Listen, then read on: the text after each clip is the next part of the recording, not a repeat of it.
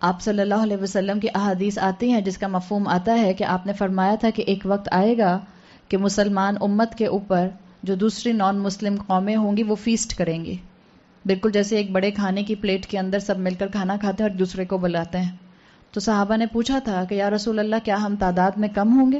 آپ نے کہا تھا نہیں، تم تعداد میں کم نہیں ہوگے، بلکہ اللہ تمہارے دلوں کے اندر وہن ڈال دے گا. اسی طرح ایک روایت میں آتا ہے کہ آپ صلی اللہ علیہ وسلم نے فرمایا کہ ایک وقت اس امت پر آئے گا جب یہ امت فروتھ آف دی اوشن، سمندر کے جھاگ، فوم آف دی اوشن کی طرح ہو جائے گی. اور سمندر کا جھاگ کیسا ہوتا ہے؟ جہاں ٹائیڈ لے کر جاتی ہے وہ وہیں چلا جاتا ہے. سمندر کے جھاگ میں، اس فوم میں، اس فروتھ میں کوئی سبسٹنس، کوئی ویٹ نہیں ہوتا، وہ موو کرتا ہے جہاں اس کو پانی لے کر جاتا ہے، اور پانی کے ساتھ ساتھ ہوا کے ساتھ ساتھ یہ جھاگ موو کرتا ہے. آپ نے فرمایا تھا کہ میری امت کا حال بھی یہی ہو جائے گا. اور پھر آپ نے وجہ بتائی کہ ایک وجہ کیا ہوگی کہ اللہ تمہارے دشمنوں کے دلوں سے تمہارا خوف نکال دے گا اور تمہارے دلوں میں وہن ڈال دے گا. تو صحابہ نے پوچھا تھا یا رسول اللہ وہن کیا ہوتا ہے؟ آپ نے فرمایا تھا حب الدنیا و کراہیت الموت، دنیا کی محبت اور موت سے کراہیت، دنیا ہی میں غرق ہو کے رہ جانا اور موت کی کوئی تیاری نہ کرنا. جبکہ مجھے اور آپ کو فروتھ آف دی اوشن بننے کے لیے اس دنیا میں نہیں بھیجا گیا، مجھے اور آپ کو اس دنیا میں بھیجا گیا ہے وَجَعَلْنَاكُمْ أُمَّةً وَسَطًا. آپ کو اور مجھے تو ایک بڑی ہیوی رسپانسبلٹی کے ساتھ بھیجا گیا تھا کہ میں نے اور آپ نے خود بھی سیدھا رہنا ہے، خود بھی دین پر قائم رہنا ہے اور اوروں کو اس دین کے اوپر لے کر آنا ہے. لیکن آپ نے اور میں نے وہ مثال اپنے اوپر فٹ نہیں کی، وہ ذمہ داری اپنے کندھوں پر نہیں اٹھائی. ہم نے کہا مولوی کر لے گا، مسجد کا امام کر لے گا، درس دینے والی خاتون کر لیں گی، فلاں شیخ کر لے گا، فلاں مفتی کر لے گا، فلاں اسکالر کر لے گا، فلاں مسلمان ملک کر لے گا.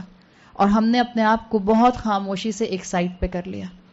سورہ ابراہیم کے اندر جو مومن کی مثال آتی ہے، بلیور کی، وہ فروتھ آف دی اوشن کی مثال نہیں آتی ہے، وہ آتی ہے ایک مضبوط تناور درخت، کھجور کا درخت، اصلها ثابت و فرعها فی السماء، جس کی فاؤنڈیشن مضبوط ہوتی ہے اور جس کی برانچز آسمان تک جاتے ہیں. یہ ہوتا ہے مومن.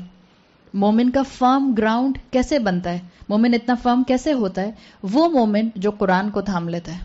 قرآن کی صفت یاد کر لیجئے، وَلَمْ يَجْعَلْ لَهُ عِوَجًا، اس میں عوج نہیں ہے. تو جو اس کو تھامے گا اس کی زندگی بھی بیلنس پر آنا شروع کر دے گی. قیمًا، جو قرآن کو تھام لے گا اس کی زندگی میں بیلنس آنا شروع ہو جائے گا. اس چیز کی یہاں ضرورت ہے. اس قرآن سے بڑا کوئی معجزہ نہیں ہے آپ کے اور میرے سامنے. ہم کن معجزوں کی تلاش میں، ہم کن فرشتوں کو دیکھنے کے انتظار میں ہیں کہ جب وہ اتر آئیں تو ہم اپنا عمل اللہ اور اللہ کی بتائی ہوئی وحی کے مطابق کریں.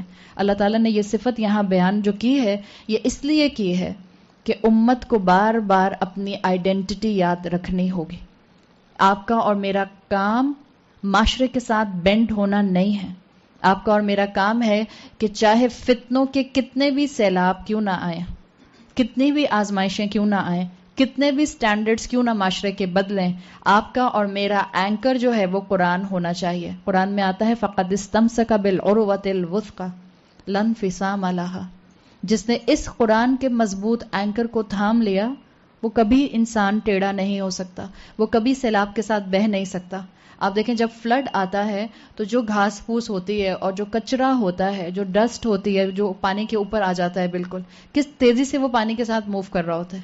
اور اسی سیلاب کے اندر ایک تناور، ایک بڑی بارک کا درخت جو ہوتا ہے وہ کیسے فرملی کھڑا رہتا ہے. آج ہمارے چاروں طرف مختلف فتنوں کے سیلاب ہیں، مختلف آزمائشوں کے فلڈز ہیں. کون ان آزمائشوں کے اندر، ان آزمائشوں کے ساتھ بہہ نہیں جائے گا؟ وہ جو قرآن کو تھام لے گا، وہ جو قرآن کو اہمیت دے گا. اور یہ واحد سہارا ہے.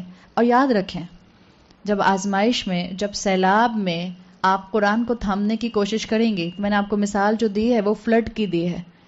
فلڈ امیجن کریں کہ آپ اس پانی میں سیلاب کے بہہ رہی ہوں اور درمیان میں آپ کو ایک بہت مضبوط درخت مل جائے اور آپ اس درخت کو پکڑ لیں، تو کیا آپ کو پریشر فیل ہوگا؟ پانی کا پریشر تو فیل ہوگا، نو ڈاؤٹ کہ پریشر فیل نہ ہو. تو جو قرآن کو تھامے کا فتنوں میں، مشکل تو اس کو بھی لگے گی. ایسا نہیں ہو سکتا ہم کہیں کہ ہاں بھائی ہمیں تو کوئی مشکل ہی نہیں ہوتی. اب ہم سب جیسے یہاں بیٹھے، ہم لوگ آپ کو باہر والے دیکھیں جو قرآن کی کلاسز میں نہیں آتے، وہ کہیں بہن آپ تو نیک ہی اتنی ہیں، آپ کو تو نیند بھی نہیں آتی ہوگی، آپ تو پوری رات ہی جاگتی رہتی ہوں گی، آپ کو تو بھوک بھی نہیں لگتی ہوگی. آپ کو تو تھکن بھی محسوس نہیں ہوتی ہوگی. جی نہیں، ہمیں بھی بھوک لگتی ہے، ہمیں بھی پیاس لگتی ہے، ہمیں بھی تھکن ہوتی ہے، ہمیں بھی نیند آتی ہے. تو جو آزمائشوں میں قرآن کو تھامے گا، ہاں اس کو پریشر فیل ہوگا، لیکن یاد رکھیں سورہ کہف کی تھیم کہ جو اللہ کی طرف پناہ لینے کے لیے آئے گا کیا ہوگا؟ اللہ اس کو پناہ دے گا، اللہ اس کو پروٹیکٹ کرے گا. یہی میرے اور آپ کے سروائیول کا واحد سہارا ہے کہ ہم قرآن کو تھام لیں اور ہم ان آزمائشوں کے اندر جو ہے وہ اپنے آپ کو بالکل دوبارہ سے ری ڈیفائن کریں کہ ہم نے کس طرح سے ایک